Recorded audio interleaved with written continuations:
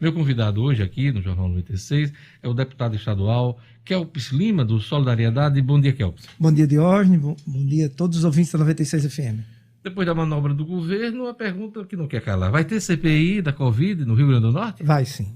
Não tem mais como não ter, Diógenes. É possível, e eu estou dizendo aqui a você, a primeira vez que eu digo isso publicamente, que ela fique para após o recesso. Porque essa semana que a gente está iniciando hoje é a última antes do recesso. Essa briga do governo de tentar adiar, ela deve durar esta semana e logo após o recesso a CPI é instalada. Foi manobra mesmo? Foi uma tentativa até de barrar a CPI, já que tinha sido até já acolhida o pedido? O governo não fez nada de ilegítimo, né? As tentativas elas são legítimas, mas o intuito, claro, é postergar até achar um elemento para barrar a CPI. Primeiro eles tentaram vetar a CPI alegando que tinham erros, depois pediram adiamento, calcularam mal a questão da composição da CPI, erraram na leitura do regimento e agora não tem mais o que fazer, agora nós vamos ter CPI. Você fala nessa questão, erraram na leitura do regimento, a questão do blocão, é? A do blocão, a gente montou uma estratégia de montar um grande bloco, porque no regimento, Diógenes, é privilegiado quem tem blocos grandes para compor a CPI. Tem uma fórmula matemática lá e o governo fracionou seus blocos. E para piorar, porque na atual contagem ficou o blocão com 3, o PL com 1 vaga e o PT com 1. Caso o deputado Jacó Jacome ganhe a ação, o PT perde a vaga. A gente continua 3-2, mas como o regimento privilegia os maiores blocos, vai ficar a gente com 3 e o PL com 2.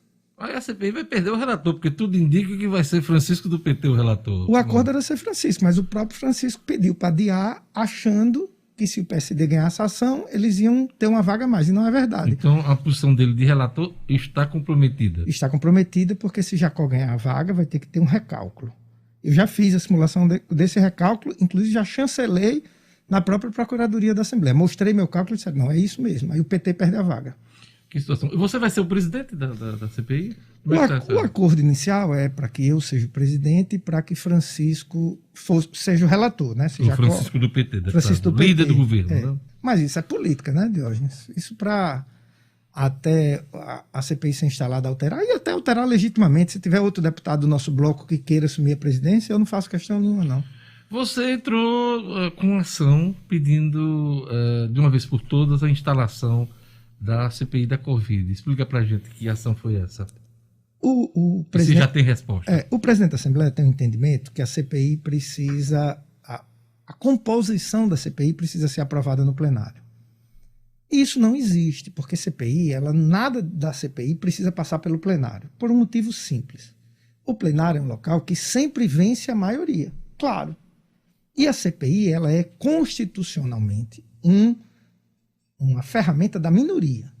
Tanto é que você só precisa de 1/3 de uma casa legislativa para instalar uma CPI. Isso vale para a Câmara Municipal de Natal, para a Assembleia Legislativa e para a Câmara Federal. Na hora que você coloca qualquer coisa da CPI no plenário, você tira esse princípio constitucional. Então a gente entrou com o mandato de segurança, o desembargador Glauber Rego intimou o presidente da Assembleia a prestar esclarecimentos, e acredito que até sexta, no máximo semana que vem, isso já está julgado. Nesse caso, a CPI instalada, que a gente pediu que ela seja instalada imediatamente.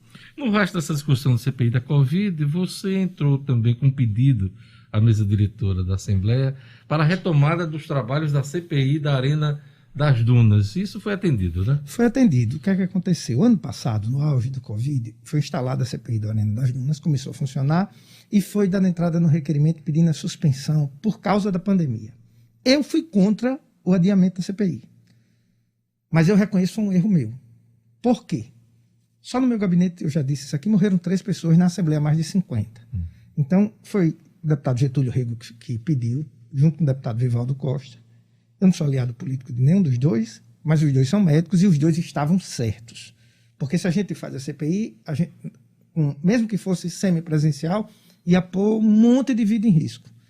Agora, mesmo a Assembleia fechada, as pessoas que foram trabalhar, várias foram contaminadas. Então a CPI ela foi suspensa e a pedido meu, ela foi reaberta agora e aí eu não faço parte. O nosso representante do nosso partido lá, o subtenente Eliabe, mas eu torço para que ela faça um bom trabalho. Deputado Kelps Lima, muito se fala que essa CPI da Covid é um palanque eleitoral com vistas a 2022. Quando o senhor vê esse tipo de crítica, o que é que o senhor diz? Eu lembro lá do Alecrim, da Avenida 10, que tem um negócio que desculpa de amarelo é comer barro.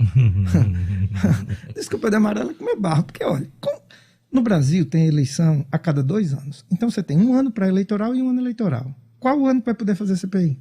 Todo ano. Se levar em conta esse tipo de argumento, então, não. Desculpa de amarelo é comer barro. Tá, mas qual a necessidade? Só para a gente relembrar aqui para o nosso ouvinte. A necessidade ela é básica. E era para todos os deputados terem assinado, na minha opinião. Né? Isso é a opinião pessoal. Tem 12 processos com graves suspeitas de mau uso e desvio de dinheiro público. Muita gente morreu na pandemia. Muita gente fechou seus negócios. Muita gente perdeu o emprego. Muita gente ficou com sequela. Eu fiquei com sequelas da Covid. Não é justo haver uma investigação para saber se alguém roubou dinheiro, fez mau uso de dinheiro e que essas pessoas sejam punidas. Eu amanheci o dia hoje, Diógenes, vendo, né, desde ontem, a indignação das pessoas corretíssima com as agressões que um artista fez à sua mulher. Eu não vejo essa indignação em relação à Covid aqui em Natal. Morreram centenas de pessoas no Rio Grande do Norte. Morreram. Tem um monte de gente desempregada. Quem desviou ou fez mau uso de dinheiro público não merece uma punição legítima, do tamanho do seu erro. Não estou falando em exterminar, em cancelar as pessoas, não. Então, tem 12 processos. Não há uma palavra de um membro do governo questionando o mérito da CPI. Uma. Por quê? Porque eles sabem que os contratos são suspeitos. Então, isso... São 72 milhões de reais nesses 12 contratos. Né? Os contratos envolvem 72 milhões e precisam ser investigados, porque tem coisa muito grave. Se ao final for apurado que não teve nada, ótimo, um alívio para o Rio Grande do Norte. Agora, se tiver... Qual é o foco inicial dos trabalhos? Caso o senhor venha a ocupar a presidência da CPI da Covid, o foco vai ser na análise de documentos ou os depoimentos, como acontece em Brasília, na CPI do Senado? Eu tenho muita experiência no mundo jurídico. Então, primeiro a gente vai instrumentalizar, instruir o processo. Pedir parceria com todos os órgãos de fiscalização, inclusive fora dos órgãos de fiscalização. Por exemplo, eu vou procurar o CRM. Eu vou procurar... Conselho Regional de Medicina. Conselho Regional de Enfermagem. Essas pessoas têm muita experiência na área. Têm olhos de lince, porque elas estão dentro dos hospitais para corrupção, para desvio, para equipamento usado, como ocorreu em Natal. Ministério Público, Judiciário, Polícia Federal, Polícia Civil. Junta os documentos e começa a chamar as pessoas. Importante dizer, Diógenes, muito importante. Nem todas as pessoas que vão ser chamadas são acusadas, para não ter essa política de cancelamento que está no Senado Federal. Nós vamos convidar alguns servidores da saúde, por exemplo, que não desviaram dinheiro, que não são suspeitos, mas para que eles nos deem a visão interna. Embasamento, né? Então, pelo amor de Deus, nós vamos ter transmissão ao vivo, vai ter depoimento, mas as pessoas não partam no princípio que todo mundo que é chamado ali é suspeito ou será condenado. Os suspeitos serão chamados todos. E, se Deus quiser, os que fizeram coisa errada vão ser pegos. O escopo da CPI da Covid são os contratos somente do governo estadual, por exemplo, essa questão que houve aqui, essa operação em Natal. Não envolvendo, isso não vai entrar na investigação da CPI? Não, nós não podemos, do mesmo jeito que o Congresso Nacional não pode investigar os atos praticados no Estado. No caso Natal, seria uma CPI da Câmara Municipal. Da Câmara Municipal, que nosso partido apoia. Vai ter uma reunião amanhã do partido, para fechar a questão e para que os vereadores de Natal do nosso partido assinem. Estou perguntando isso porque muita gente tem essa dúvida, acha que essa operação recente não pode. No âmbito da Prefeitura de Natal vai entrar nos debates, nas discussões e na investigação da CPI da Covid da Assembleia. O que a gente vai pedir é saber se essa mesma empresa prestou serviço ao Estado. Isso a gente vai pedir. Se tem alguma conexão. Se tem alguma conexão. Isso. Qual a expectativa, então, só depois do recesso, né? Acho que sim.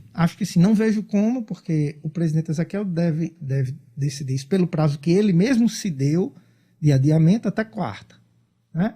Quinta, a Assembleia entra em recesso após a sessão. Então é impossível. Mas esse período, eu não vou parar de trabalhar no recesso. Então, se eu for confirmado presidente até quinta-feira, eu passo o recesso fazendo essa parte de documentação. De instrução de todo esse material. Eu conversei aqui com o deputado estadual Kelps Lima de Solidariedade, ele que provavelmente deve assumir a presidência da CPI da Covid na Assembleia Legislativa. Obrigado, Kelps. Obrigado, Diógenes. Um bom dia a todos. Independente da presidência, bom trabalho na CPI. Obrigado.